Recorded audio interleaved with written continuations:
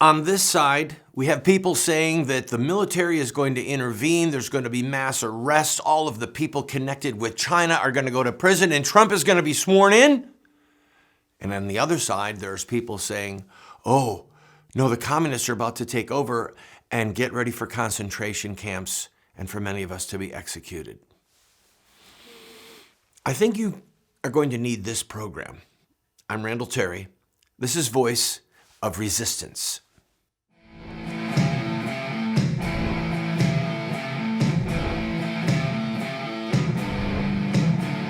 Those who forsake the law praise the wicked.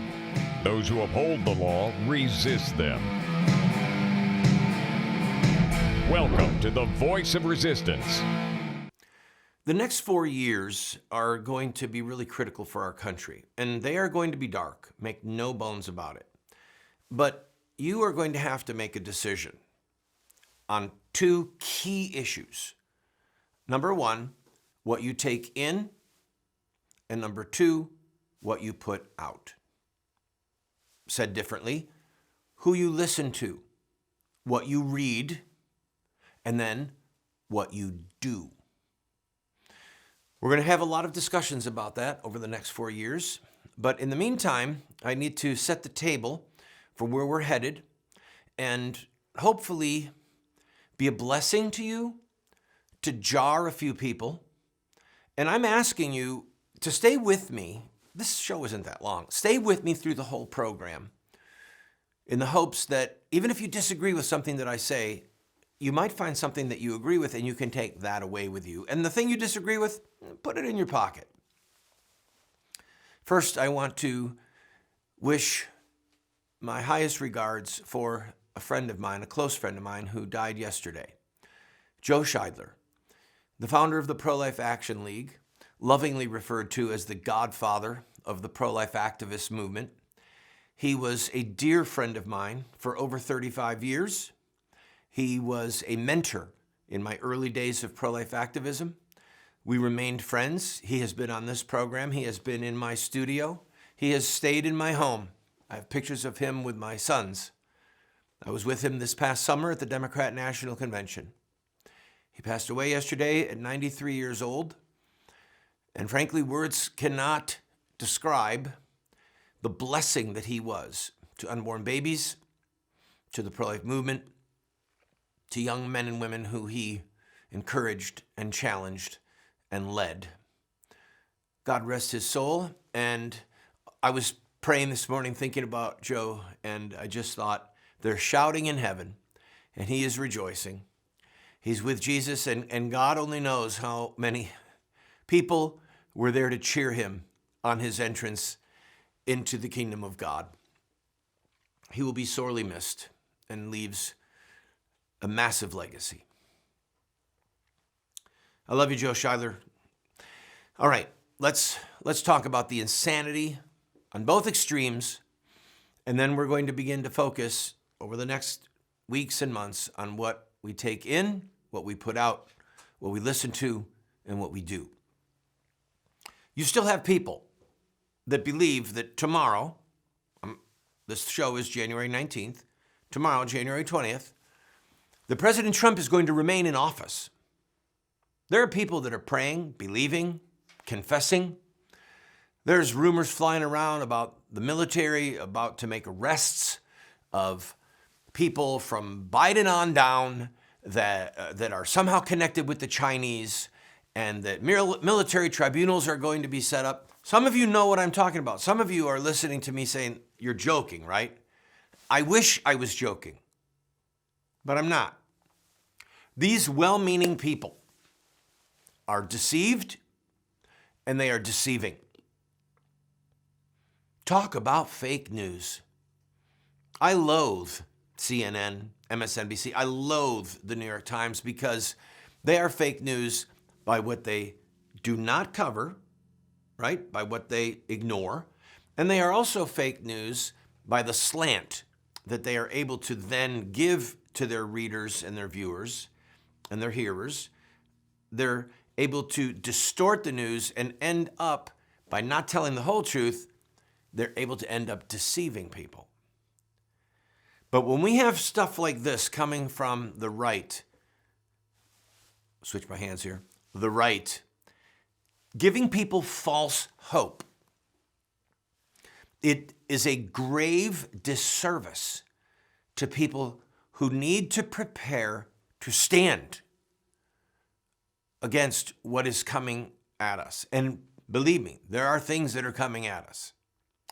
We need to be willing to stand. We need to be able to stand.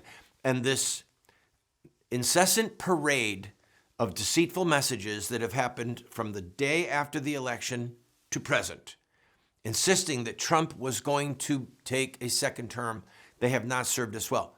Now, for point of clarity, I believe that those of us who voted for President Trump were betrayed, at least ill-used, by the judiciary, by various state legislatures, by the Supreme Court, who refused to even investigate the credible claims from scores, perhaps hundreds of affidavits of people who were eyewitnesses to voter fraud. We may or may not ever know what really happened. Now that the Republicans don't control the Senate or the House, it's unlikely that there will be hearings. If the House or the Senate is taken by the Republicans in 2022, will somebody want to dig back into Dominion, into voter fraud in Philadelphia? I don't know.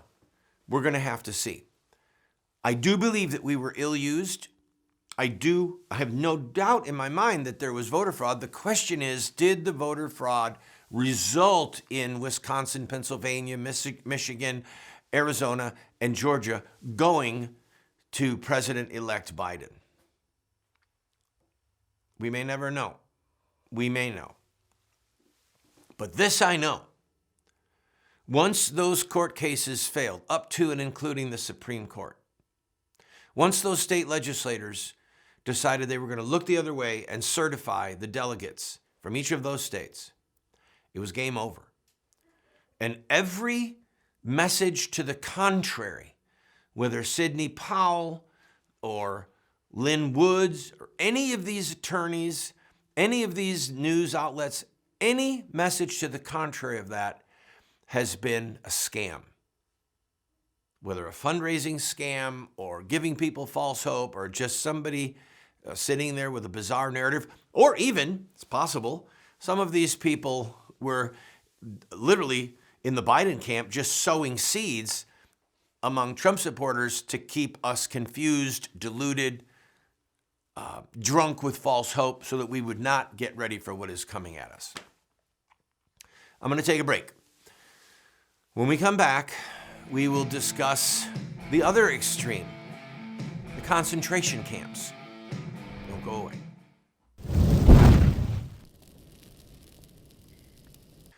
Welcome back, friend. If you're flipping through the dial and you just landed here on television, my name is Randall Terry, and you're watching The Voice of Resistance. We will be leaving for Washington, D.C. I will be broadcasting our next program. It will be a taped program that will be done before, during, after the inauguration of Joe Biden to the presidency. I will be in Washington, D.C. I ask you to pray. And if you are happy that we are doing this, I ask you to go to our website, randallterry.com. And if you can throw 20 or 30 bucks at us to help pay for this trip, that would be greatly appreciated. Doing it on the cheap still means it's going to be $2,000 minimum to get up there and back. I would appreciate your prayers for our safety, and if you are so inclined, your help financially. All right. This morning I watched a program called The Church Militant, and it's a host that I respect, Michael Voris.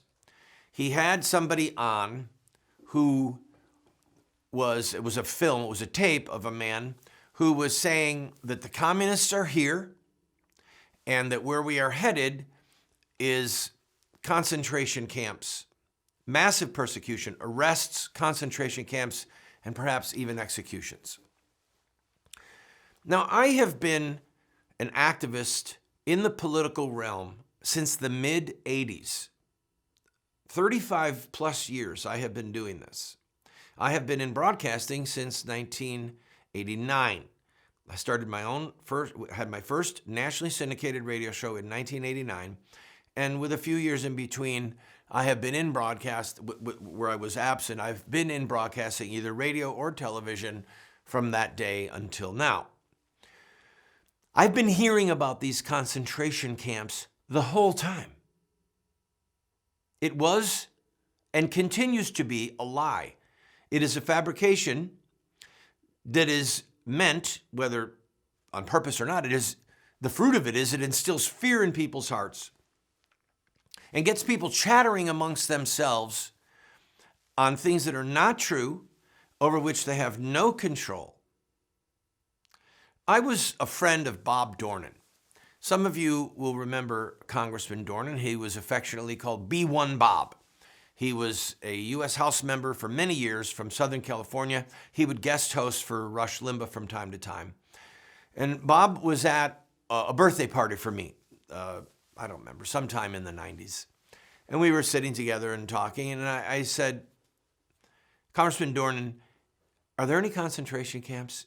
And he chortled. And then he said, look, I'm in the Congress. I have access to intelligence. If these places existed, don't you think I would know? I didn't believe that they were there, but having a congressman sitting next to me, I thought, hey, let's ask him.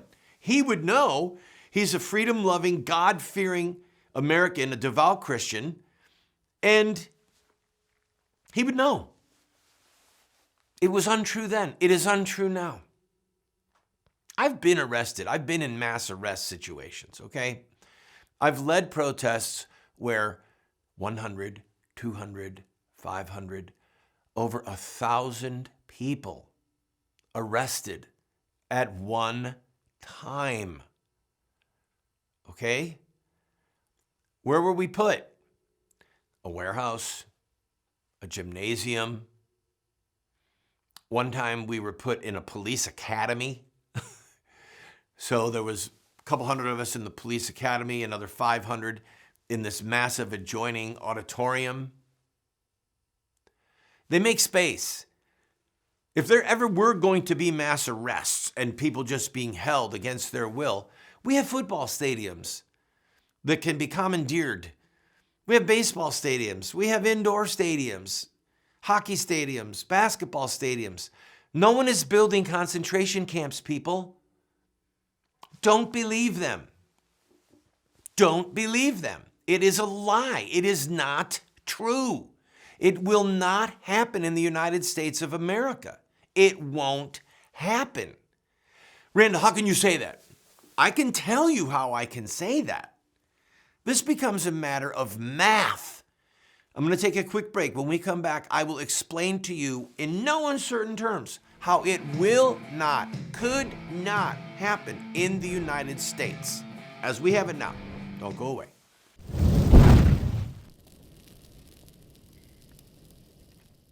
Welcome to the program, friend.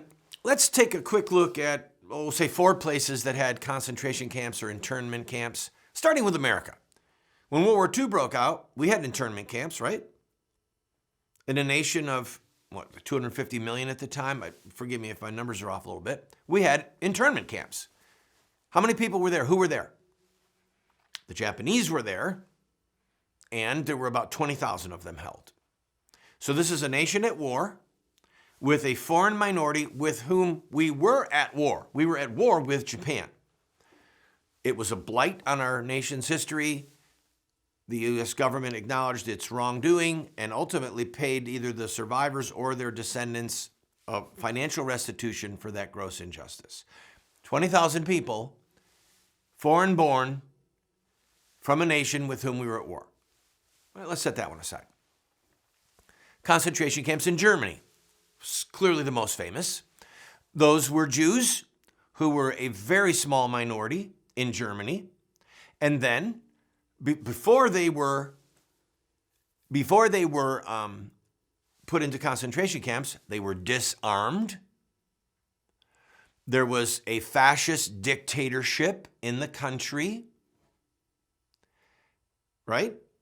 There was control of all levels of government and media, in Germany, and then they had the concentration camps. Let's look at Russia and China while we're at it.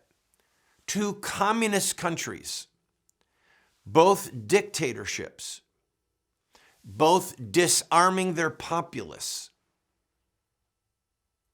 both with no history of the Bill of Rights. We have a Bill of Rights. Think of our Bill of Rights, the first 10 amendments of the Constitution: freedom of speech, freedom of assembly, freedom of religion, right to keep and bear arms, right to be secure in our personal effects, can't have standing troops quartered in our homes.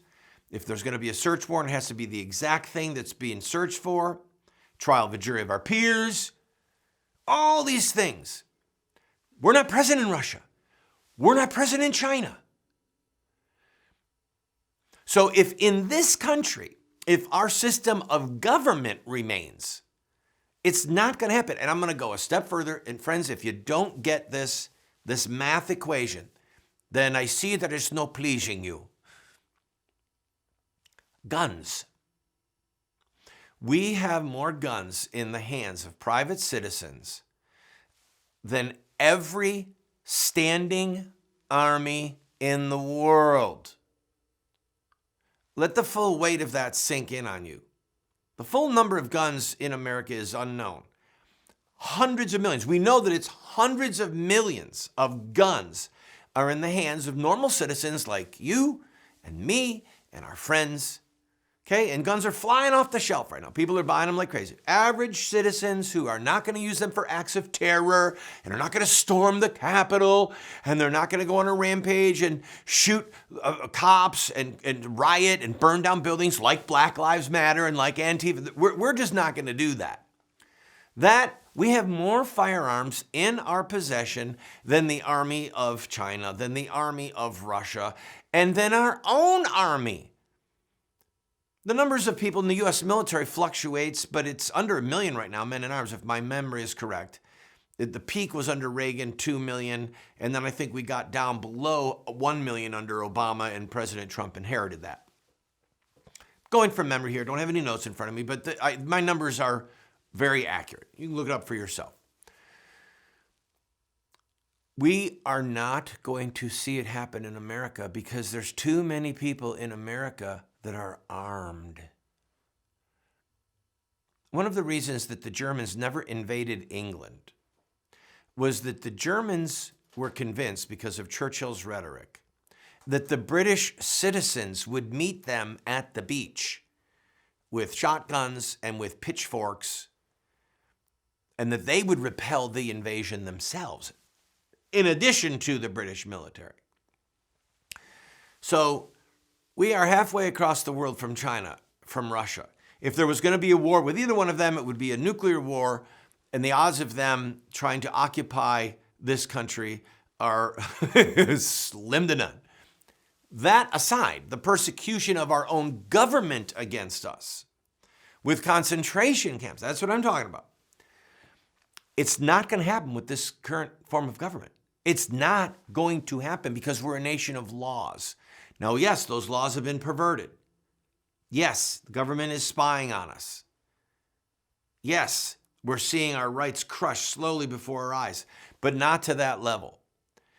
The United States was born from people coming to the point where they couldn't take it anymore. So if you look at the 27 grievances that are listed in the Declaration of Independence and why they decided they were going to overthrow the British government in their midst and have a free and independent nation.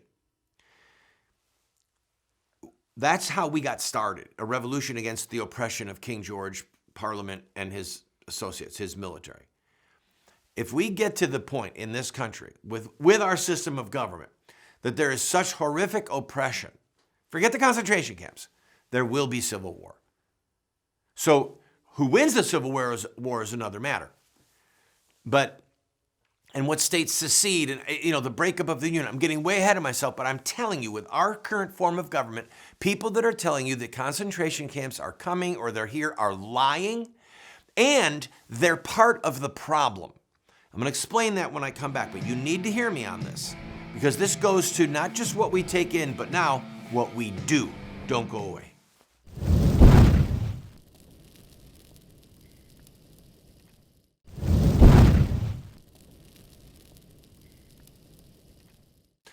Welcome back, friend. In the closing minutes, the man who I listened to this morning talking about concentration camps really enraged me. And the reason is because I don't know who he is, I don't know his scars, I don't know his enemies, but I know the landscape of who's who and who's a fighter. That man's not a fighter. That man is a fearmonger. He didn't give a solution. I can tell you the solution. I've led people in political battle. So let's assume for a minute that a dark season is coming on us with the Biden-Harris agenda, with the Democrats controlling the House and the Senate. Let's assume we've got at least 2 years of bad times. What's the solution? Well, obviously we can pray, make sure you've got food, make sure you've got guns, make sure that you and your family are safe as can be, and then get off your butt and get into the political arena. Do you understand that every oppression that is happening to us right now is either from the judiciary or from the political sphere and now big tech? All right? So setting aside big tech for a minute, the demise of this republic through the political sphere and the judiciary has been propelled and fed and coaxed along by the negligence and the cowardice of Christian clergy and the Christian church, the individuals. If we're the ones who let it get like this. We have no one to blame but ourselves. Half of the people that are watching this program are not registered to vote. Half of the Christian community in America are not registered. And of those who are registered, only about half of them vote. Don't talk to me about concentration camps and a civil war. If you have not been a political activist, figure out what state, you know what state you're in, figure out who your elected officials are, and then work your heart and soul out to get the godless enemies of freedom, the baby killers, the homosexuals out.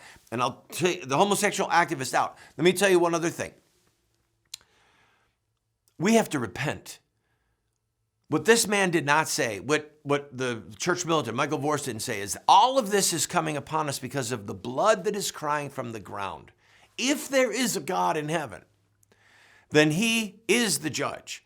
And his rules that he set up in the 10 Commandments, in the books of the law, the prophets, the New Testament, these rules are real. The law of sowing and reaping is real. And if we don't end the killing of babies, if we don't get to the root cause of why we are being handed over, then we will be in for a heap of trouble. Let's repent and let's fight and stop talking about Trump being reinaugurated or concentration camps. Be back with you soon.